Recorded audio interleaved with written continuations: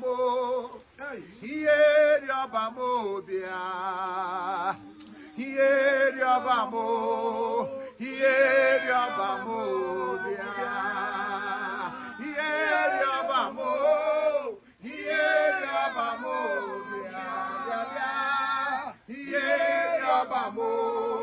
Here yoba mo bia. Nkechi nyere mo kachama. Nkechukwu nyere mo. Nkechi nyere mo kachama. Ya bụrụ nwa ka o nyere mo. Ya bụrụ nwa ka o nyere mo kachama o. Ya bụrụ ego ka o nyere mo. Ya bụrụ ego ka o nyere mo kachama. Ya bụrụ di ka o nyere gị o. Ya bụrụ di ka o nyere gị nọ kachama. Ọ bụrụ moto ka o nyere gị o. Ya bụrụ moto ka o nyere gị ọ kachama. Ị ma na chi nyere nwa. Ị ma na nwa ka o nyere kachama. Ihe rịọba mụ. Ihe rịọba mụ. Ihe rịọba mụ. Ihe rịọba mụ. Ihe rịọba mụ. Ihe rịọba mụ. Ọmata amarechi o, ọmata amarechi na mbiazielu o, omuni wa benyelu o, omuni wa benyelu o bia. O chetara onye chefuru echefu, o chetara onye chefuru echefu biazielu o. Chukwu balazone, Chukwu balazo bia. Ọkwado onye na-edu anyị o, ọkwado onye na-edu anyị o, biazielu Chukwu o. Ihe rịọba mo, ihe rịọba mo bịa. Ọlụ nwaanyị alụ di ya, ọlụ nwaanyị alụ di ya bịa bịa bịa.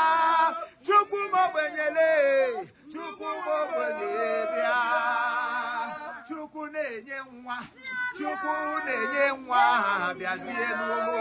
Bịa si n'onwe gị ha ị ga-abụ, mana Chukwu abịa ma hụ bịazielu. Chukwu na-ekwe aka m, Chukwu na-ekwe aka m. Eze dị eze m, ihe rịọba m bịa. Ihe rịọba m bịa. Ihe rịọba m bịa. Ihe dịka gị akọkwala m Chukwu ọma. Ihe dịka gị akọkwala m. Ihe dịka gị akọkwala m Chukwu. Mbọsị ị ga-abịa na be m. Ihe m ga-eji mere ka ọ dị akọkwala m Chukwu ọma. Esi ị ga-abịa na be m. Ihe m ga-eji mere ka ọ dị akọkwala m. Ịma nọ na-abụ m chọba nwa. Mgbapụta chi okike ya ọ na-abụ chọba ego. Mgbapụrụ eze ndeze ọbịa. Ụwa tụba m igbu m. Jehova kulite egbu ore n'ụmagha. Eze njeze m. Ihe rịọba m bịa.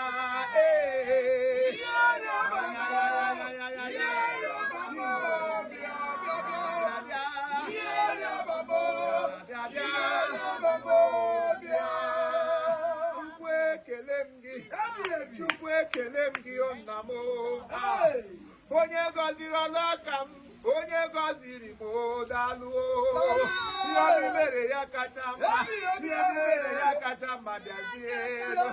Ndị nne ha nwụrụ anwụ, ha niile na-asị gị bịa. Ọkwa gị na-ebuli elu, ọkwa gị na-ebuli elu na bịazielu. Enweghị ihe o mere, onweghị ihe mere nwa Chukwu.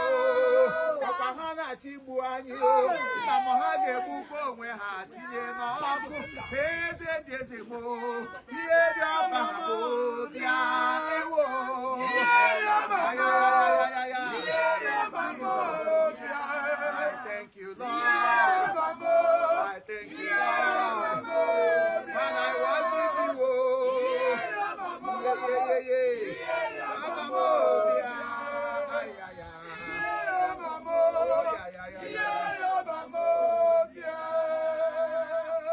Thank you, Jesus. Thank you, Lord God Almighty. you can say to him at this moment? Can you open your mouth and appreciate God?